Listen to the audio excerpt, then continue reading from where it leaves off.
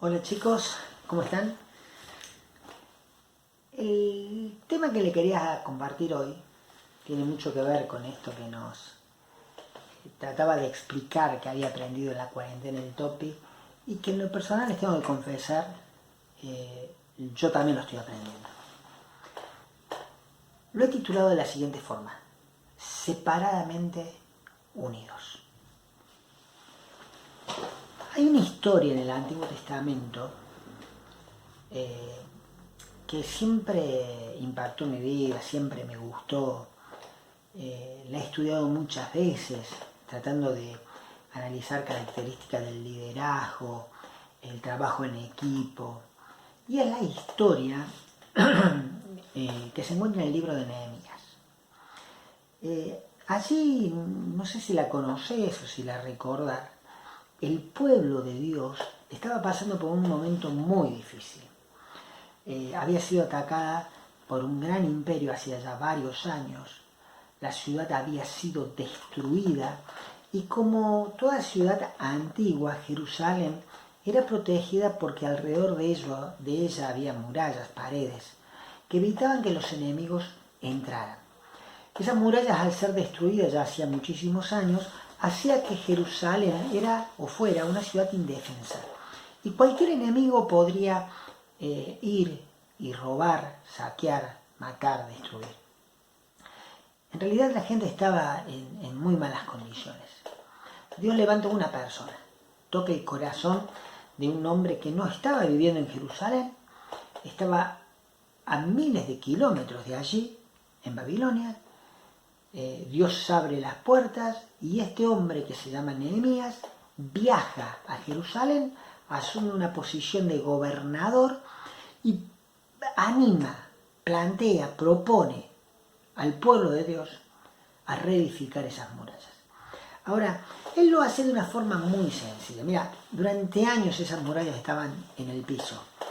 Lo que él básicamente plantea es dividir al pueblo en familias, separarlas a lo largo de todo lo que era Jerusalén, las antiguas murallas que las rodeaban y que estaban destruidas, y cada familia tenía que construir una partecita, limpiar lo que estaba roto y edificar justamente una determinada extensión. La cosa es que la tarea era muy larga, muy grande. La muralla era larga. La muralla más o menos se calcula que tenía unos 3 kilómetros, 3 kilómetros y medio lo que tenían que construir. Una pared muy ancha, muy alta, para que pueda soportar el avance de los enemigos. Ahora, cuando los enemigos empiezan a ver que ellos están construyendo, lo primero que piensan o se les ocurre de que al estar separados era una presa fácil para destruir. Pero lo que no se dieron cuenta los enemigos, que si bien ellos estaban separados por familias, estaban unidos. La unidad lo daba otra cosa. La unidad lo daba algo que los enemigos no llegaban a dimensionar y que nosotros tampoco llegaríamos a dimensionar si no fuera que la muralla es construida en 52 días. Cuando la muralla es terminada y los enemigos ven, allí en Nehemías capítulo 6, versículo 16, van a exclamar algo que nos dan una pauta de qué consistía o en qué estaba basada esa unidad de un pueblo que aparentemente estaba separado. El versículo 16 dice: y cuando lo oyeron todos nuestros enemigos, esto lo dice Nehemías, temieron todas las naciones que estaban alrededor de nosotros y se sintieron humillados y conocieron que por nuestro Dios había sido hecha esta obra. Lo que ellos no sabían, los enemigos, y a lo mejor el propio pueblo de Dios tampoco era muy consciente, que esa unidad que no se podía llegar a ver, pero que estaba y que logró que la obra terminara de una forma casi sobrenatural, era Dios mismo.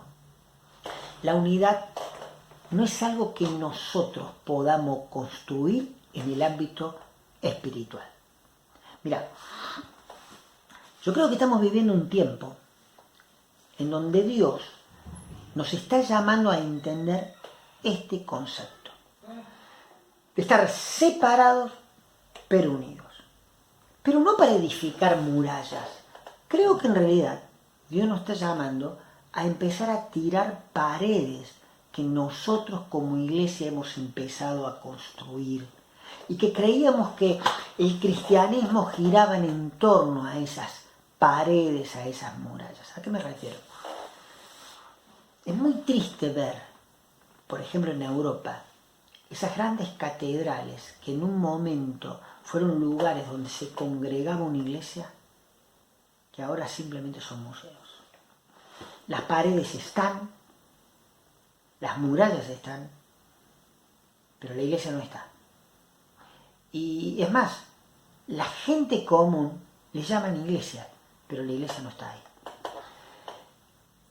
Y dejando la distancia de lo que sucedió en Europa, creo que estábamos viviendo un tiempo donde nuestro cristianismo giraba en torno a paredes, en torno a nuestro templo. Habíamos hecho un cristianismo en donde el ministerio eran actividades que giraban en torno a lo que nosotros mismos llamamos iglesia. ¿No te pasaba que decíamos, vamos a ir a la iglesia?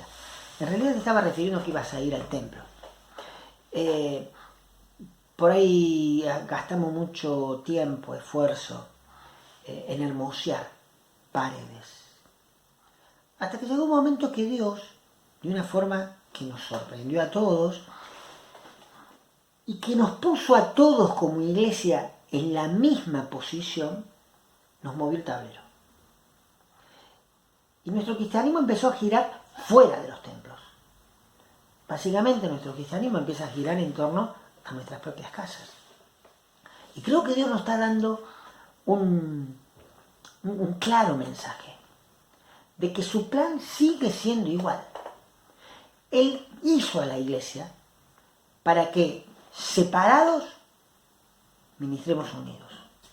Y está justamente en la unidad la fuerza que tiene la iglesia de su testimonio. Lo dijo Jesús en aquella oración sacerdotal, en aquella oración que hizo aquella última noche antes de ser entregado. Ahora, algo que tenemos que entender y que nos dice la palabra de Dios allí en Efesios capítulo 4, versículo 3, que la unidad no es algo que nosotros construimos, no es algo que nosotros logramos. La unidad no tiene que ver tanto con un espacio físico. Por eso, la unidad, sin duda, se maneja y se construye en un ámbito espiritual. Y la hace el mismo Dios. El pasaje que te voy a leer allí en Efesios capítulo 4, versículo 2 dice: con toda humildad y mansedumbre, soportándonos con paciencia los unos a los otros en amor. Y el versículo 3, fíjate lo que dice: solícitos, o sea, con empeño, con diligencia, poniéndole toda la onda. Guardemos la unidad del Espíritu en el vínculo de la paz. Es más, marca en qué consiste esta unidad. Fíjate que la unidad la construye Dios, el Espíritu Santo construye la unidad. Por eso dice, un cuerpo, o sea, una iglesia, un espíritu, el Espíritu Santo, como fuisteis también llamados en una misma esperanza en nuestra vocación, un Señor, que es Jesucristo, una fe. Tenemos solamente una forma de ser salvo, que es a través del Evangelio, un bautismo, un Dios y Padre de todos, el cual está sobre todos y por todos y en todos.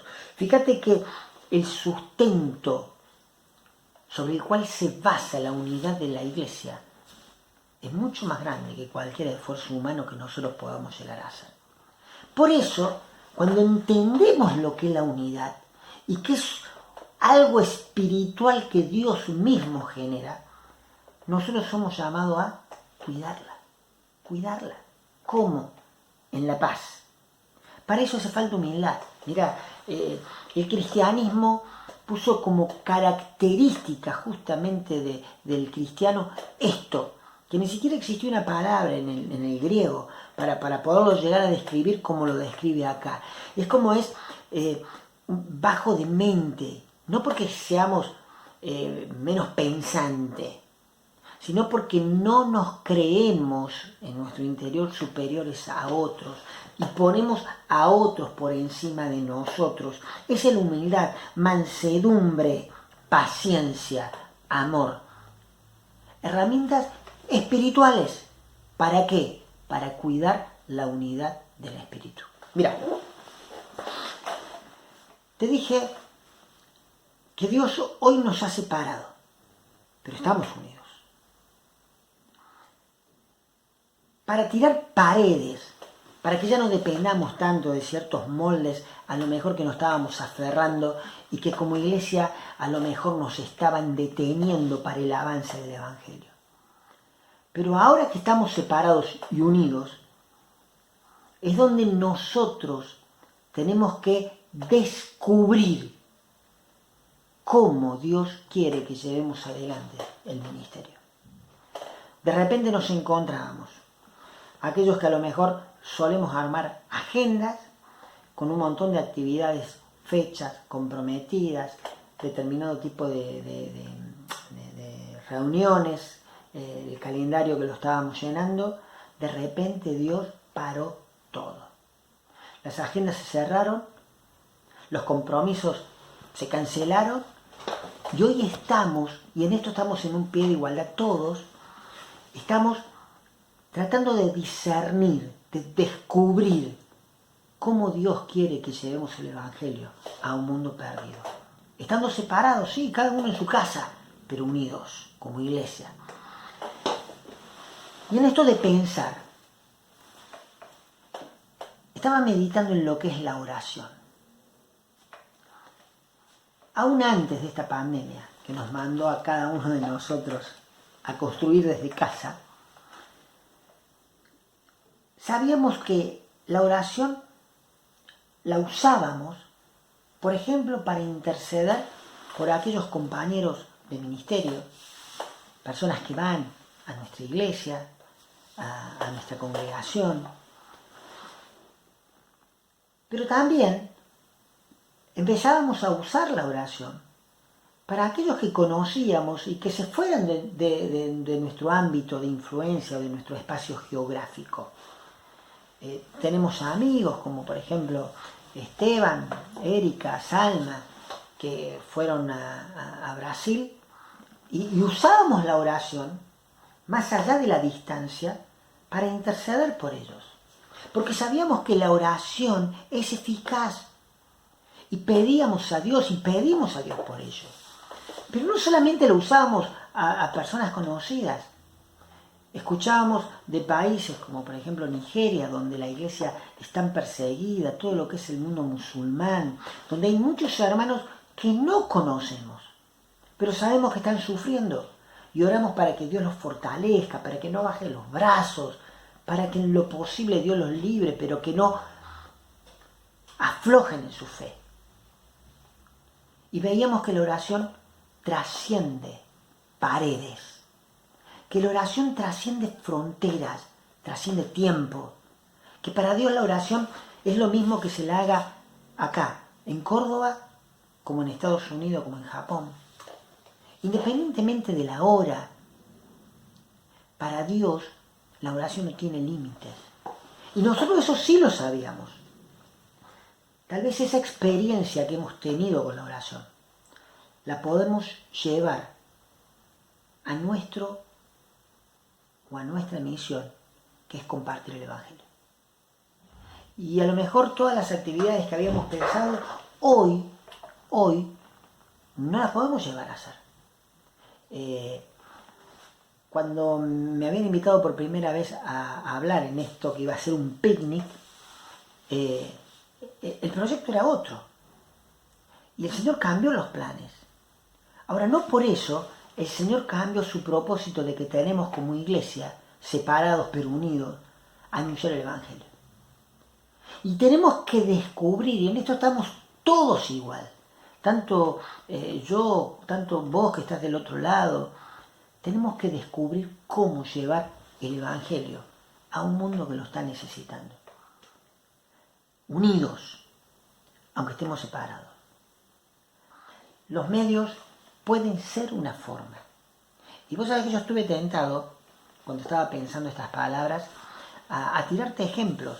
Por ejemplo, lo estamos poniendo en práctica, estamos viendo si funciona, descubriendo a lo mejor el uso de las redes, aprovechando los estados de WhatsApp, grabando cortos, haciendo cortos con títeres, grabando mensajes, compartiéndolos con aquellos contactos que a lo mejor son nuestros clientes y que no conocían el Evangelio, pero no depende tanto de ideas que podemos llegar a tener, sino lo que depende, y en esto quiero que sintamos todos un desafío, es que cada uno haga su parte de su labor, unidos sí, pero estamos separados, y que cada uno pueda buscar en Dios que nos diga, Señor, ¿cómo anunciamos el Evangelio en este tiempo? Y animarnos. Ahora no hay paredes que nos limitan. Y el deseo es que la gente pueda llegar a exclamar, como aquellos que vieron la obra terminada por el pueblo de Dios que había trabajado separado pero unido.